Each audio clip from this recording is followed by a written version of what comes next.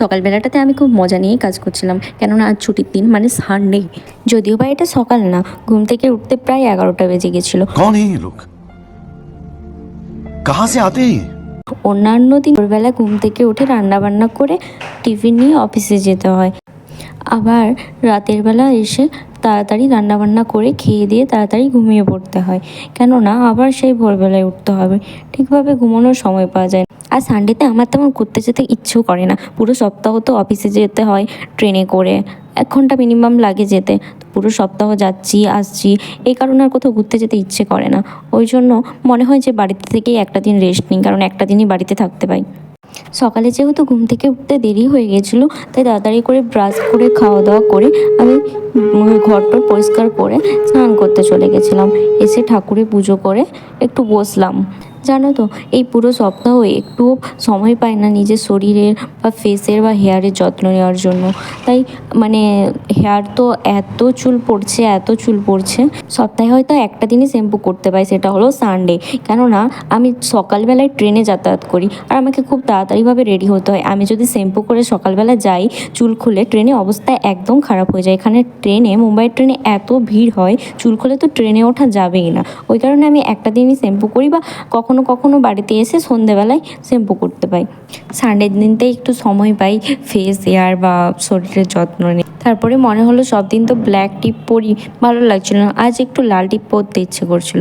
তাই আমি liquid lipstick থেকে কপালে পরে নিলাম। আর পরার মতো কিছু ছিল না, তাই আমি কানের স্টার্ট থেকে আমি পরে নিলাম। সচরাচর আমি তেমন বাড়িতে থাকলে লিপস্টিক পরি না, কিন্তু অফিসে গেলে আমার ওই একটাই সাজ, শুধুমাত্র একটা টিপ আর লিপস্টিক। যেহেতু ভিডিও করছি তার জন্য একটু লিপস্টিক লাগিয়ে নিলাম। তারপর রান্নাবান্না করব বলে ভাবছিলাম কি রান্না করব। আগের দিনে পটল এনেছিলাম, তার মধ্যে থেকে 3-4টে পটল রেখেছিলাম।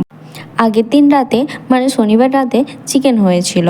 কেননা সানডের দিনটাতে এত রান্নাবান্না করে খাওয়া দাওয়া করে টাইম ওয়েস্ট করার থেকে রেস্ট নেওয়াই মনে হয় ভালো।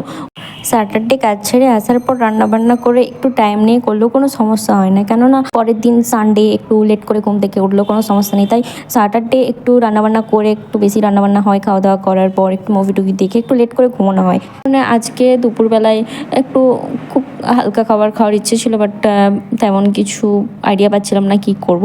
তাই পটল দিয়ে আলু দিয়ে একটু ঝোল করেছিলাম, আর ডিম ভেজে নিয়েছিলাম। ডিম বাড়িতেই রাখা ছিল, তাই ডিম ভেজে নিয়েছিলাম।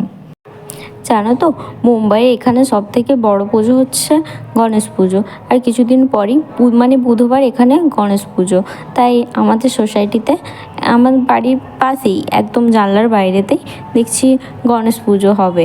তাই ওখানে প্যান্ডেল হয়েছে, লাইটিং করছিল। ভিডিও আমার বরাবরই করতে খুব ভালো লাগে, কিন্তু সময় হয়ে ওঠে না, এটাই হচ্ছে বড় কথা। কেননা আমি আগে থেকে ভিডিও করতাম, মিডিলে অনেকটা দিন গ্যাপ হয়ে গেছিলো।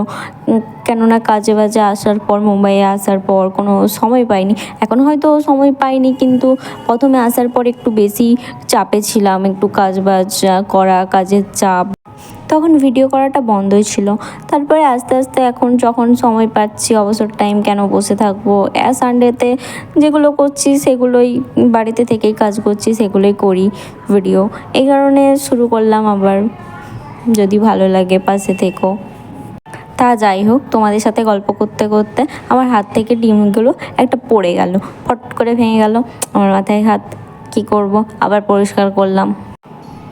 সারাদিন কাজবাজ করতে এসে ক্লান্তি লাগে, কিন্তু মাস শেষে যখন স্যালারিটা আসে না, তখন খুব আনন্দ লাগে যে হ্যাঁ, একটা মেয়ে হয়েও ইনকাম করছি, একটা স্বাধীনতা নিজের আছে, বা নিজে পারবো নিজেরটা বা বাড়ির ফ্যামিলি জানিয়ে নিতে, নিজের খরচ, নিজের বাবা মার খরচ বা সব কিছু দেখে নিতে পারবো। এটা যখন ভাবি তখনই খুব মনটা ভালো হয়ে ওঠে। তখন আর মনে হয় না যে এই সারা সপ্তাহ কষ্ট করছি, সারা মাস কষ্ট করছি, 5 মাস কষ্ট করছি, 6 মাস কষ্ট করছি, এগুলো তখন মনে আসে না। তোমাদের সাথে কথা বলতে বলতে পটলটা আর আলুটা আমি ভেজে তুলে রেখে দিয়ে ওই তেলে আমি আগে ডিমটা ভেজে নিয়েছিলাম। ডিমটা ভাজার পর তারপরে একেবারে পটলের ঝোলটা করে নিলাম। কেননা ওটা তো কড়াইতেই থাকবে ঝোলটা, ওই কারণে আবার অন্য কেন বাসনে করব, ওই কারণে একেবারে কড়াতেই থাকবে। ওই কারণে আগে ডিমটা ভেজে নিয়ে পটলের রসাটা করে নিলাম। ভিডিও করতে করতে আমি কথা বলিনি, এই কারণেই বলিনি তোমরা কেউ শুনতে পেতে না, কারণ গণেশ পুজো আসছে তো সামনেই, তাই এখানে গণেশ পুজোর সময় এত ভিড় হয়, এই কারণে আগে থেকেই সব মূর্তি নিয়ে চলে যায়। তো এখন বুধবার পুজো, এর আগে 1 মাস আগে থেকে ঠাকুর নিয়ে যাচ্ছে।